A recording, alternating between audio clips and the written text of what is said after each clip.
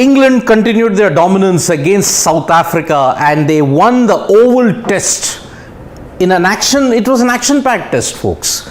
3 days. Imagine, the first day was washed out. The second day, no play was possible because the Queen had died. And the test match could have gotten over in 2 days had it not been for bad light regulations. Day 3, 4 and 5, just half an hour into day 5, and England had won the Oval Test in a spectacular manner to end their summer on the ultimate high. So, England won against South Africa and have clinched the series 2-1, and because of that, there has been plenty of movement in the World Test Championship finals race. South Africa's loss has thrown the door open for India and Pakistan because they needed South Africa to lose the series to England, and England on the other hand a late resurgence, but they have managed to thrash New Zealand 3-0, beat India in the one-off test and now clinch the test series against South Africa 2-1. So, what were the key takeaways in this test match? South Africa lost the Oval Test in not 3 days, I may say, it was 3 days, but 2 days and 1 session. Despite rain, despite the Queen's death, South Africa just could not avoid defeat. Series lost 1-2 and opens up the race for the second spot in particular because Australia are sitting on top very well and South Africa now are in a very vulnerable position because this loss has ensured that their percentage points has taken a big hit. Now, after the Oval Test, these are the standings, folks. Australia with 70 percentage points, South Africa with 60, but Sri Lanka, India and Pakistan. And in particular, Pakistan and India, these two teams now have been given a major lifeline because South Africa lost the Oval Test. Now, it is very important to know, folks, that now there will be no test cricket for a couple of months. In November, December, test cricket will resume and there will be plenty of action between these out of 4 out of the 5 teams that are mentioned in this list. Sri Lanka, on the other hand, because they have played a lot of tests already, they just have one series to go. Remember, they won against the West Indies at home, drew against Pakistan and Australia at home. They defeated Bangladesh away, but were horribly beaten in India. So now the last test of the series of this cycle for them is against New Zealand. So, I will now look at how many tests are remaining for each of the team and what are the qualifying scenarios for each of them. Matches left for teams in the World Test Championship cycle. Remember, Australia have the most number of tests remaining because they played 2 tests against the West Indies, 3 tests against South Africa and 4 against India in February, March.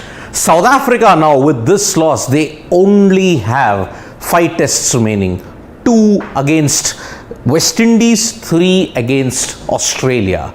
That series is their last chance saloon if they have to stay in contention for the ICC World Test Championship final. Sri Lanka, that test series against New Zealand, whether it will be a 2-test or a 3-test series, we don't know. I think it's mostly going to be a 2-test series. But Sri Lanka, because they have not performed that well, losing to both Pakistan and Australia at home did not help.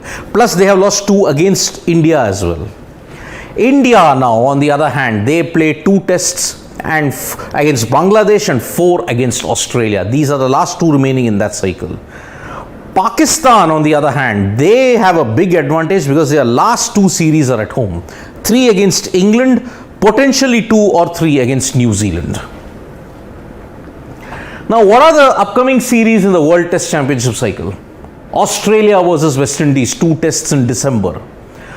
This one will be the key. Australia versus South Africa in December, 3 tests that they'll play in Brisbane, Melbourne and Sydney, December, January. Pakistan versus England now assumes massive importance in the World Test Championship cycle because it is probably Pakistan and India who can trip South Africa up. India versus Bangladesh, 2 tests somewhere around November, December. India versus Australia, 4 tests in February, March. We had all thought that perhaps the India-Australia test series in 2023 would be a precursor to the final. Unfortunately, looking at the situation now, that does not seem to be the case. Pakistan versus New Zealand and New Zealand versus Sri Lanka. That are the remaining two series that we played in this current cycle. Now the qualifying scenarios. Australia are the closest to the final. Why? Because they have a percentage points of 70 and they have got a series against West Indies coming up at home. So that gives them a massive advantage. If now the qualifying scenario is like this, if South Africa draw against Australia or lose, they will slip to the 5th position, because they have to ensure that it is a series win in Australia. And there is confidence, because in 2008 and in 2012, and even if you look at it in the series after that in 2016, they did win all 3 series. So South Africa now will have to ensure that they win in Australia for the 4th consecutive time. If Pakistan lose against England, if they draw the series or lose to England, they slip to the 5th position. Pakistan has to win 2-0 or 3-0, and South Africa must lose to South Africa in Australia.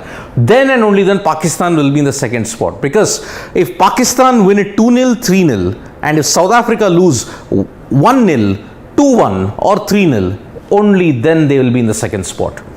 But it's a tall task, because Australia have not done well against South Africa, and Pakistan in their last home series against Australia, they lost 1-0. So it is still an advantage. It is still an opportunity for England though. But on the other hand, Pakistan will be determined to make it to that final. So what is the situation now for India? Because of this South Africa loss, India will now have to win all 6 tests. As simple as that. 2 against Bangladesh, which can happen, but 4 against a very, very confident Australia team. A repeat of 2013, that looks very, very difficult at this point in time. If they win all 6 tests, their percentage will rise to 68%. That is more than enough to ensure that they secure qualification. Australia, this is an epic choke if that happens. If Australia loses 7 out of 9 tests now, then they are out. Because their percentage points tally will slip to 55, and that is not good news at all. South Africa will now have to win all their test matches. Clear indication, both India and South Africa now have to win so that they can secure the 2nd spot. First spot only and only if Australia lose 7 out of 9 tests that is there. If Pakistan win all their remaining games, they have to hope that Australia, India, South Africa also slip up, especially India and South Africa. Because South Africa and Australia, if that series is drawn 1-1, and if England manage to beat Pakistan, then their chances of reaching the World Test Championship cycle are over. So India and South Africa, these 2 teams now hold the key for Pakistan in their qualifying chances. Australia, as I've said, 2 tests against the West Indies. With the form of the West Indies currently, it doesn't inspire much confidence that they'll cause an upset in Australia. But the 3 tests against South Africa, the 4 tests against India, that will be the key for Pakistan as well as for the teams involved. So this World Test Championship cycle, folks, has really is panning out to be yet another thriller. Because, as I said, how do you calculate the percentage points? So now if Australia have got 9 tests remaining, they can get a maximum of 108 points. Now, if they manage to win just 7 of them, okay, so 12 into 7, that becomes 84. 84 divided by 108 into 100 becomes your percentage points. That's how it's calculated. So it is a very important period now from November to February onwards, because you may have your top 2 teams, whether it's Australia, Pakistan, whether it is Australia, South Africa, it remains to be seen. Anybody of you, if you're asking if it's an India-Pakistan final which is possible, no, it's very difficult, because for that to happen, Pakistan has to win their remaining games and India has to win their remaining games. Australia and South Africa have to lose all their games. That's probably not happening, folks. So thank you so much for listening to a special live, folks. We'll be back with more analysis from Sports Today. Press the like, comment and share button. We're also there on Facebook, Twitter and Instagram, folks. And don't forget to check out the SportsTak English website, and also don't forget to download the SportsTak app. Thank you.